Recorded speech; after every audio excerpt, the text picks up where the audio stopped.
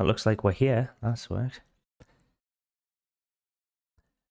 Hello and welcome to Indie Bants, the Indie Bandits podcast where we talk about indie games and whatever else we feel like. I'm Joe and I'm joined by Jimmy. If you Hello. join us on the live stream, you'll be able to see our lovely faces if technology is playing along, which it seems that it is. Looks like it is. There's always a hiccup or two every bloody time. I don't know how full-time streamers manage this, because we just spend the first half of every bloody podcast or stream trying to make sure everything works. I know, but that's because we don't do it all the time. I think if you were a streamer and you just did this was your job, you'd just have it all set up perfectly. You probably have a PC that's just purely set up for the streaming. You don't use it to do anything else. Yeah, instead of our PCs, which mine is for everything, work, games. So I did get a cheeky laptop for free. I was quite happy about that. There's just keeps giving you sass whenever you open it. Yeah. I mean, it does, but that's because I haven't probably set it up yet. It was some initiative, that some bursary initiative thing where I got a free laptop as long as I paid the VAT on it, which essentially wouldn't have been that much. It was about the cost of a laptop, so I might have just been ripped off. Yeah, no, that just sounds like you paid for a laptop. No, I got quite a bit of free digitalization services plus a free laptop, so I had to pay all the VAT on all that stuff, and then I'll get that VAT back, hopefully. We'll see. But the VAT came to about the cost of this free laptop that came with it, which is now just a streaming device for the big telly upstairs. Yeah. So yeah, VAT. This is the first topic of Indie Bants. This is what you hear for the for Indie Bants. This is the kind. Joe buying laptops. Yep. Oh, cracking. No, we will talk about games at some point as well, but just felt like catching up for a bit. I just thought you want to know about my current tax situation, Jimmy.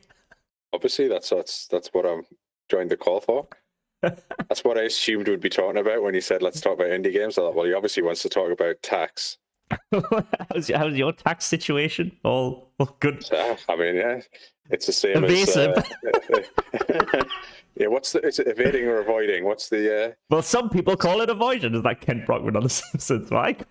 Yeah, one of them's technically legal, isn't it? Like avoidance and evading tax is illegal. Avoiding tax is legal, right?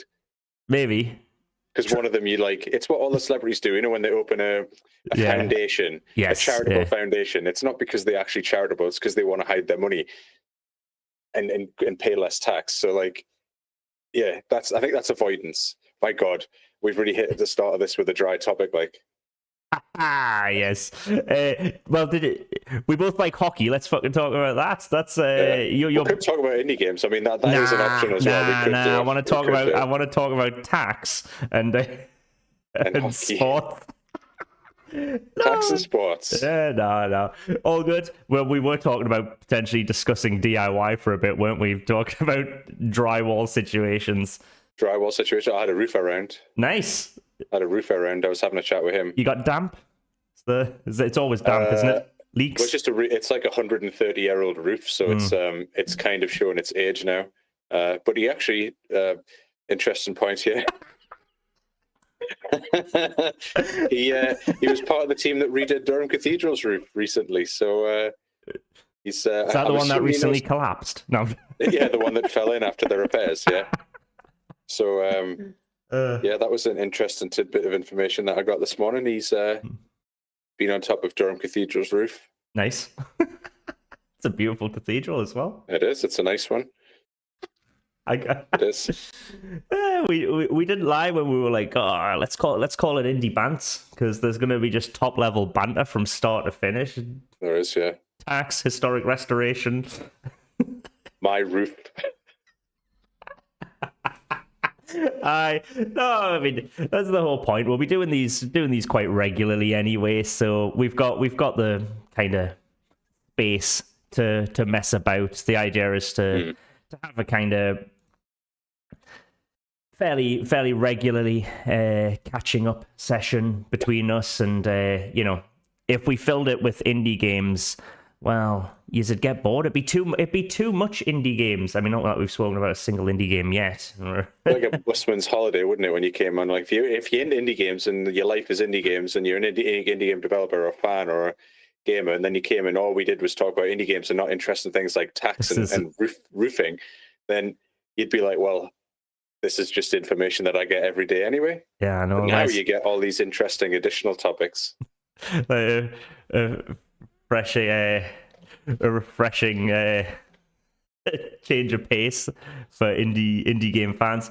But the idea is that we're gonna obviously talk about what we've been playing, and we also would like to highlight games from within the community as well as something that we used to do really regularly until life didn't find a way for us, did it? Life kind of got in the way. It's life's busy.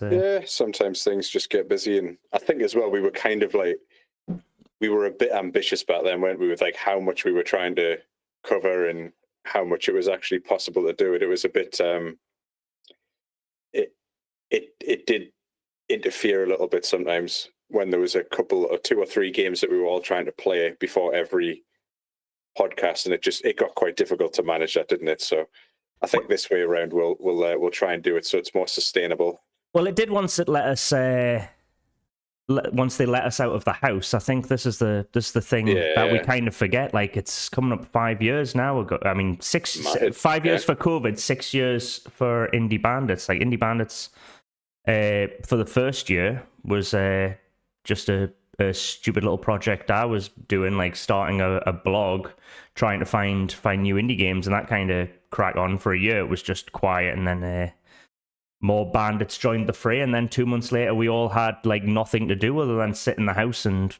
play games and talk about them. So we understandably had loads of time to play several games each a month, have a regular podcast, have all these like community initiatives, and then slowly but surely people let us back outside, and there's stuff to be getting on with again. Yeah, we've got we 2 kids now, Jimmy. You've been busy. Well, and both of us with mortgages now as well, so it's just a nightmare. I mean, tell us more about your roof. Well, it's a traditional Welsh slate roof. Is it actually? It is, yeah. You've been talking about roofs all day, right? Yeah. So let's jump into chat about the games we've been playing. These aren't going to be like unearthed hidden gems every time. It's just literally what we've been able to get round to playing. But if we think they're worth celebrating, as is our motto here at Indie Bandits, celebrating independent games. If we think they're worth celebrating, and we've played something that you may have heard of it, you may not have, but if we've played it and we've liked it, we'll tell you a little bit about it. And that's just stuff that we find interesting that's going on in the indie games world, isn't it? Yeah, if it's a kind of like a show and tell, you can catch up with us. Obviously, you're welcome to give suggestions in the chat if you're joining us live. If not, then you can find us on all the usual socials. We're Indie Bandits on everything except Instagram, where we are the Indie Bandits, because somebody's just hanging on to that name and we can't steal it back off them. So if you want to pressure Indie Bandits on Instagram, feel free. Don't harass them. Just pressure them to see this name for this unused account that holds the handle. They were like, "Oh, I'm going to take this, and then like maybe I'll be able to sell it to them in the future." I was like, "Yeah, you've been a bit ambitious with that one." That's it. It's technically, at least for URLs, it's supposedly illegal to just sit on URLs that you have no intention of using. I know someone who made a lot of money from that in the early days. Before they like outlawed it, yeah, it was. They bought a load of domains, and like 100 domains for like different businesses, and they were just hoping that, like, or McDonald's.com. Yeah, stuff like that, and they were just hoping like 1 or 2 of those businesses had become big enough to be able to buy it, and that's what happened. I can't remember who it was. Was it Virgin? Oh, that's it. Might be like Virgin.com or something. And they think what that site was before that.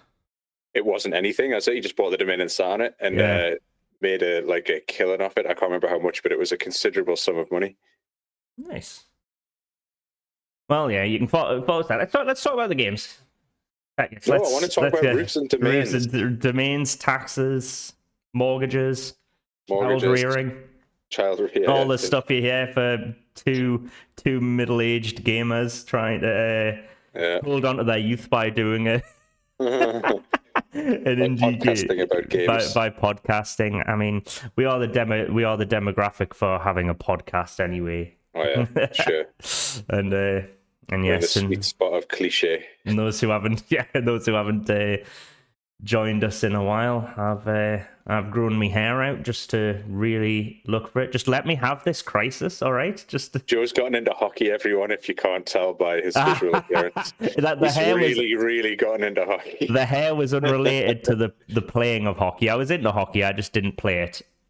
That's now. He's got the beard going and now, everything. Now in my late 30s, it's my playoff beard. Basically, I'm going to grow it until I You'll have to make ask, it grow.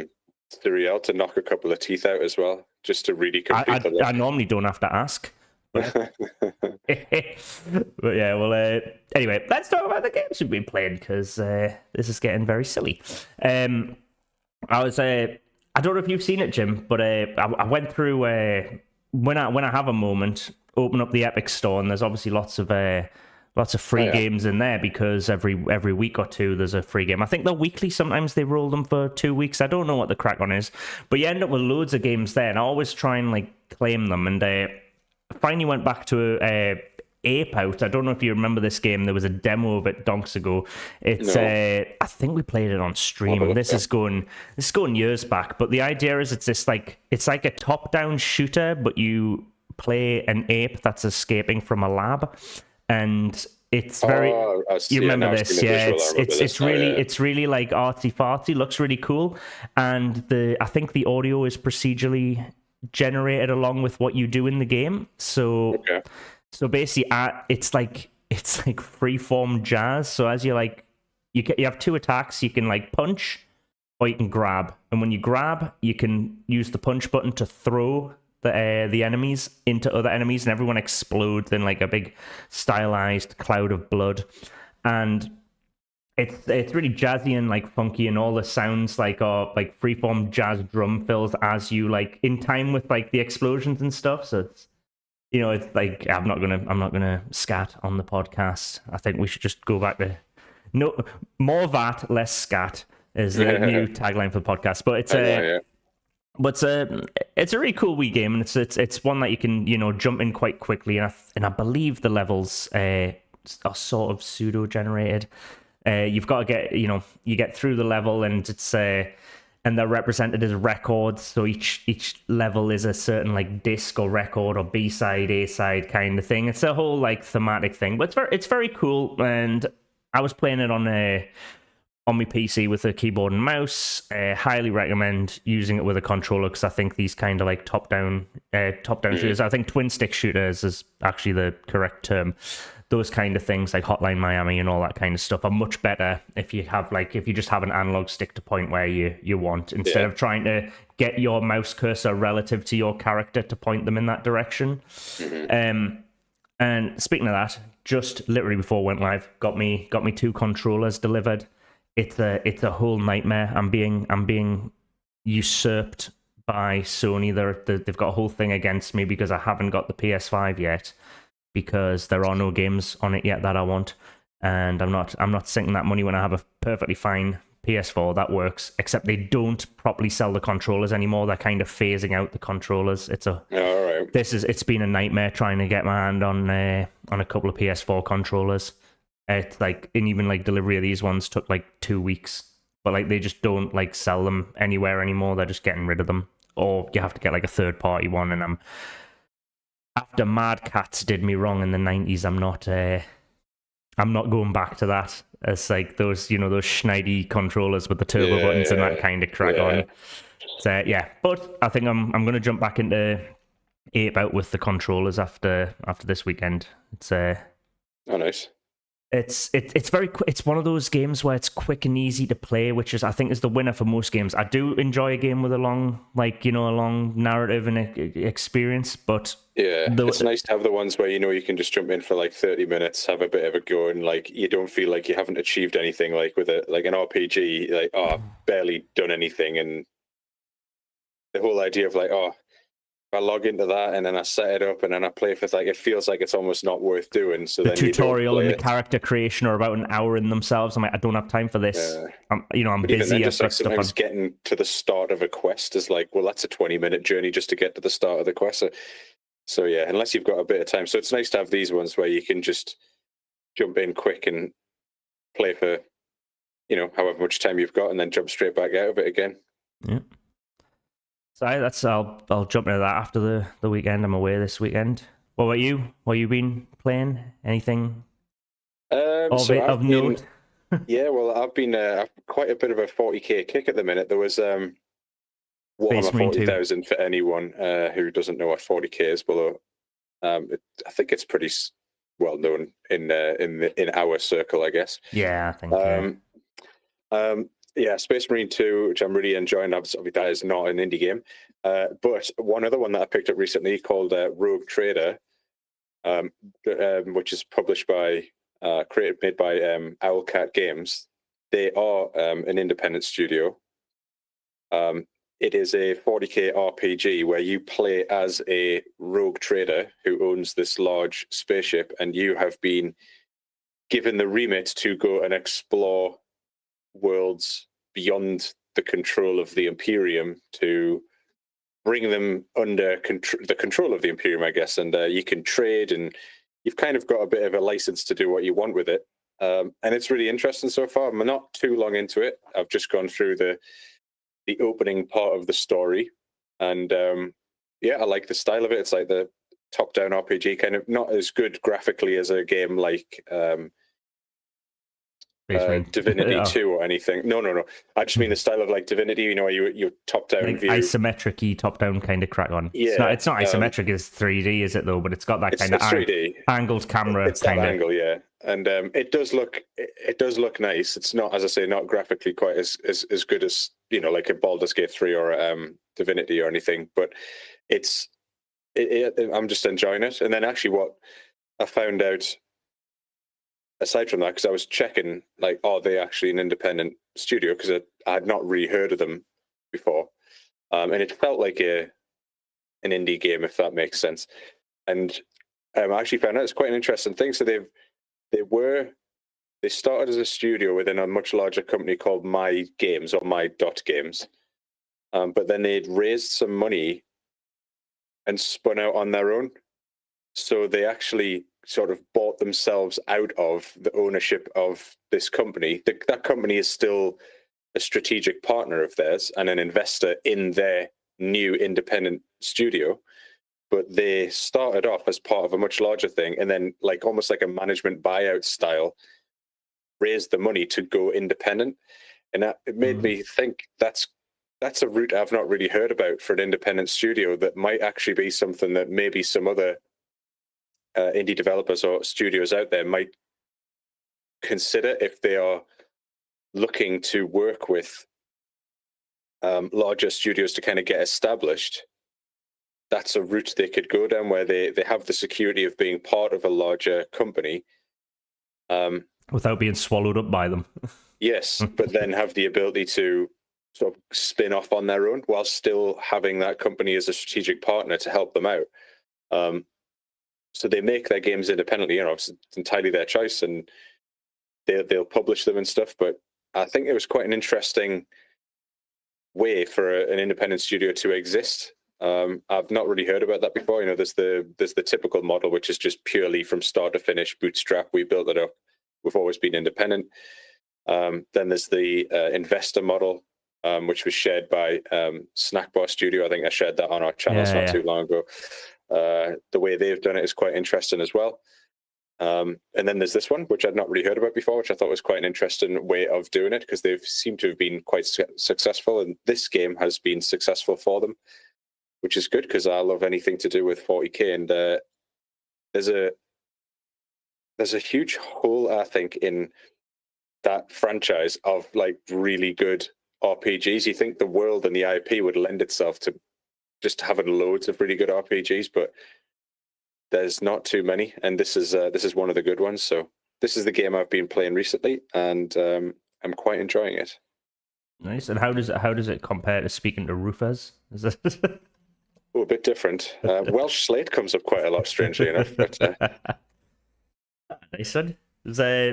Also think we mentioned that a while back, and we just got back into it literally last night. I put this in as a late addition to chat about on the podcast. Is Valheim. This one was doing the rounds like a few years ago. Like it became huge. Is it still in early access, or I don't know.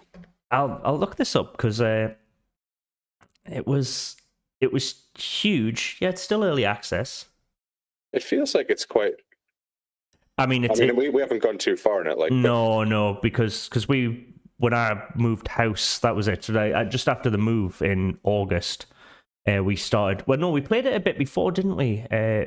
Me, you, and Archie Bandit. We all had a blast of it. Like, was it early 2024? Never played it with Yudi, but was it early 2024? We started it for a bit, and then moved house in the August, and we jumped back into it because we had no furniture or anything like that. So I was like, so you had to handcraft it in a game, basically. Yeah, had to jump back in. But for those who don't know, it's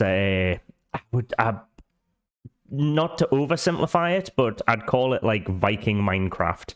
It's that won't do it justice because it's not like block based or whatever, but it is it's a survival game. It's halfway between like Minecraft and Don't Starve. It sits in that realm of games where you just like visually different to those two games, but yes, that's where the key difference is, that it's a very different aesthetic, but like the core part of it underneath, it's not as like free form building as Minecraft, where the entire world is like can be manipulated to your whim, but I think it has more crafting depth and stuff like that than Don't Starve, for example. But it's those kind of thing, and the game's in early access. Yeah, I mean it's been out for a few years now. I mean it's got 415,000 reviews on Steam, and is down as very positive. Like people have played this and heard of it, but if you haven't given it a go, if you've been hesitant about it, I mean we flipping love it. And it's a good like chill game, isn't it? I mean, I guess it can be as chill or as intense as you want it to be, because you can go off and like find scary enemies to fight and stuff. But I quite enjoy just the building. I mean, we've gotten a bit. I've gotten a bit daft with the structure I'm trying to build. It's requiring like all of the forests to build it, but it is quite a relaxing game, isn't it? You can jump on, have a bit of a chat, and just play.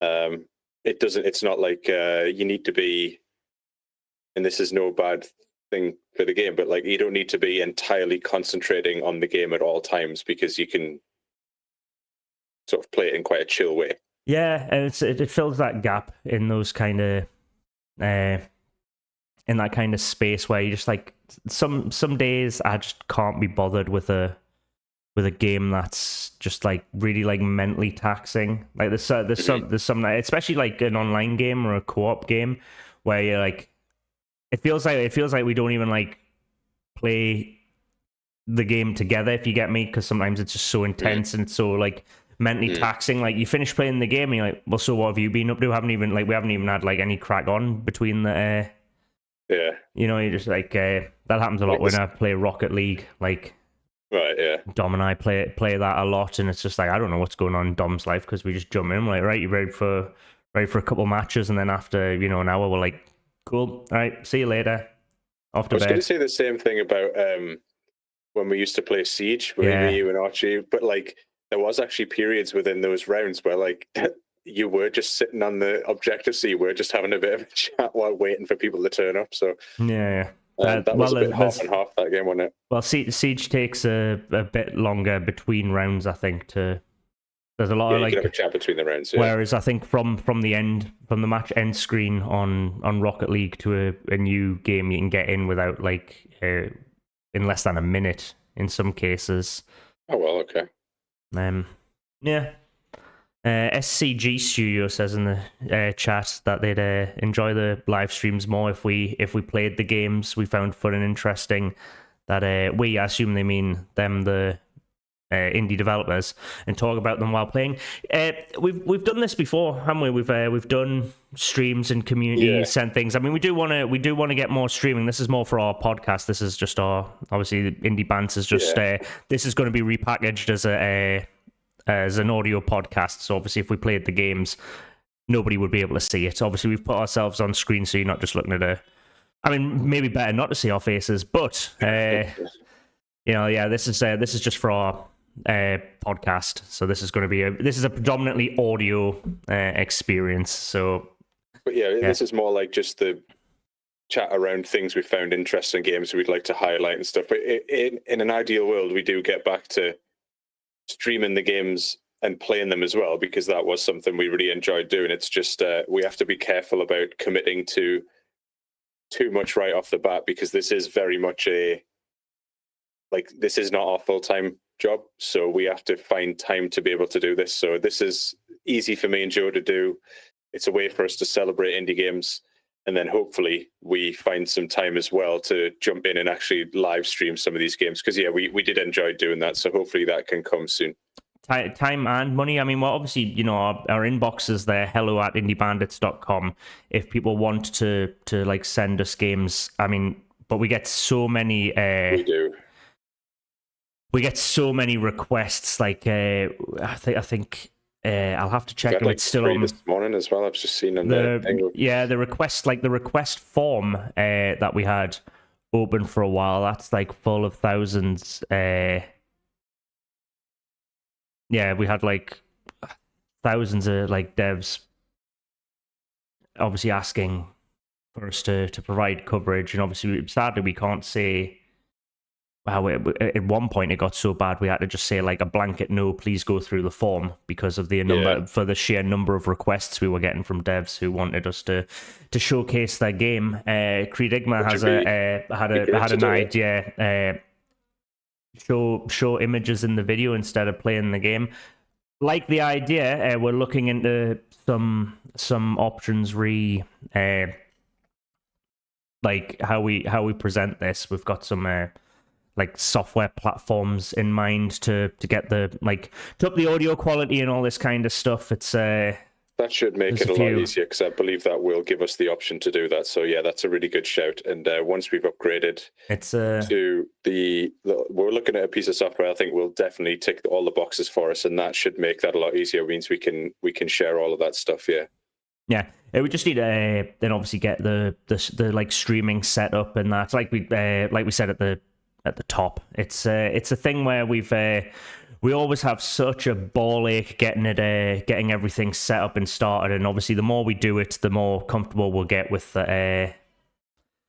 just the with any kind of streaming. It's just the technical issues that can go wrong, and the amount of time, hats off to people who do streaming on like such a regular basis for such a long time.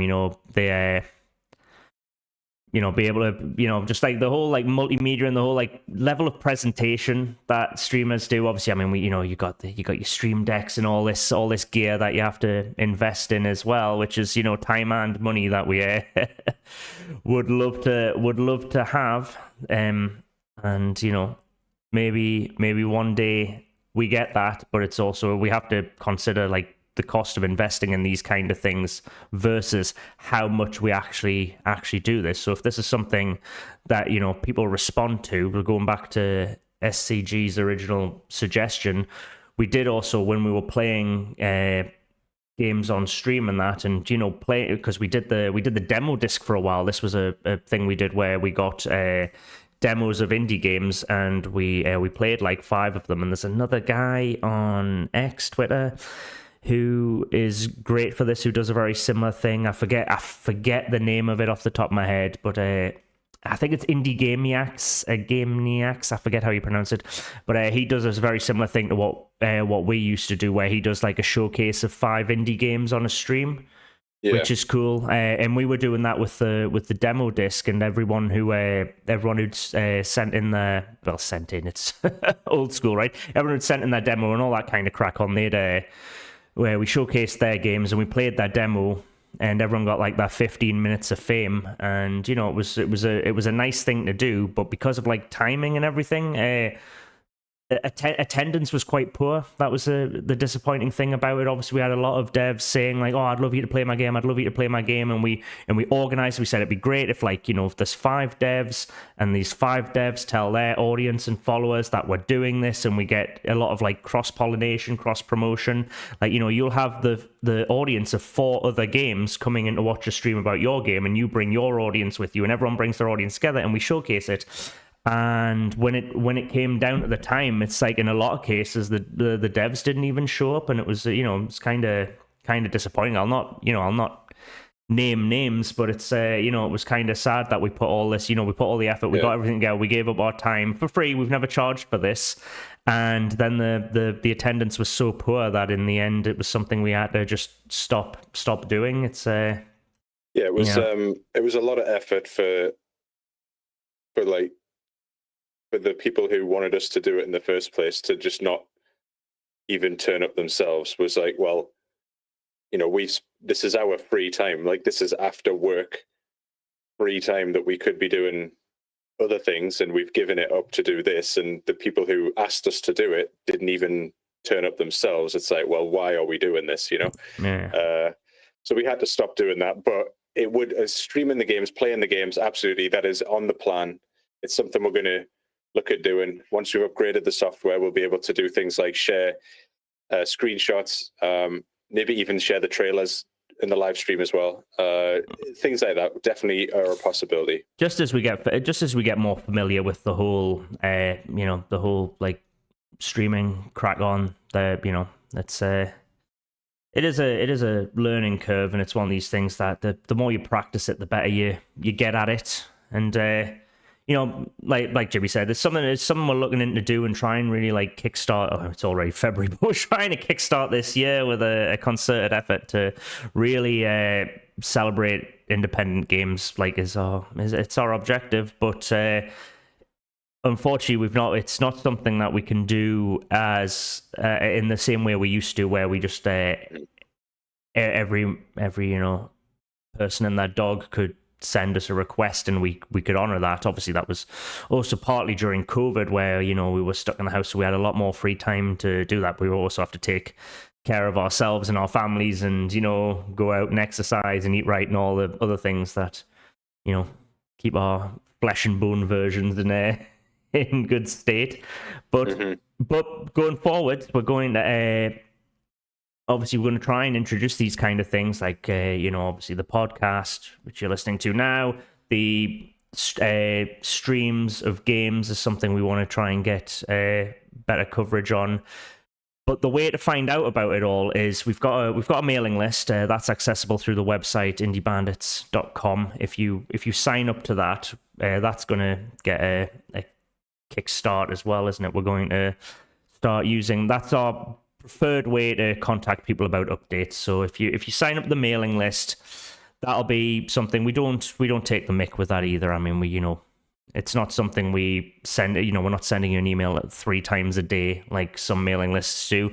What we really want to do is, kind of like either a weekly or monthly thing, depending on what we've been up to, just to point people in the direction of the stuff we've been doing and the stuff we will be doing. So it's the way to stay updated, and it's the best way to stay updated, because if you follow on socials, you don't get every single message, you don't get every single tweet, you don't get every single post. It's socials can be quite ineffective at getting your message out. So mailing list is there if you want to stay up to date when we do stream games and stuff like that. Yep, definitely. That's probably the best way.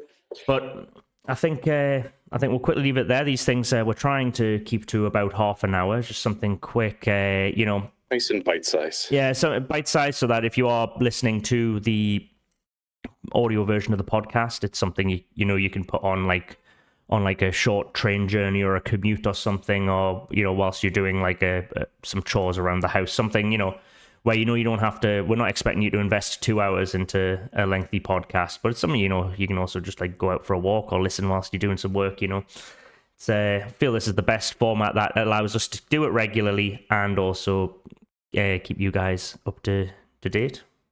Mm-hmm. Yeah. Well, thanks for joining us as well. Yeah, I think we'll leave it there. You know where to find us, Indie Bandits, on everything except Instagram, but we'll not get into that again. And also the indiebandits.com website. You can get our email updates by signing up to the mailing list there, and obviously keep an eye out for all our articles and blog posts. And we'll catch you next time. Yep, see you next time. Cheers. Ta-ra. Bye-bye.